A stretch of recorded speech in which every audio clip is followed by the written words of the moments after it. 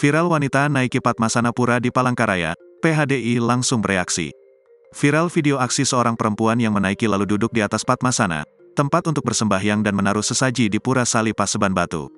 Dalam video yang seperti terlihat di akun Instagram aktivis Bali, wanita itu duduk dan berdiri di atas Padmasana untuk keperluan foto-foto. Diduga wanita itu tidak datang sendirian karena ada beberapa pengunjung yang mengenakan kain panjang atau selendang warna kuning, seperti yang dipakai wanita tersebut. Kejadian itu terjadi di Pura Sali Paseban Batu yang berada di Desa Banturung, Kecamatan Bukit Batu, Kota Palangkaraya, Kalimantan Tengah. Saat dihubungi, Ketua PHDI Palangkaraya, Imade Sadiana mengatakan pihak juga baru mengetahui kejadian itu setelah video tersebut viral. Mereaksi tindakan perempuan itu, Imade Sadiana mengatakan PHDI melaporkan kejadian tidak pantas itu ke polisi. Ditegaskannya, Padmasana adalah tempat suci bagi umat Hindu, sehingga siapapun harus menghargainya.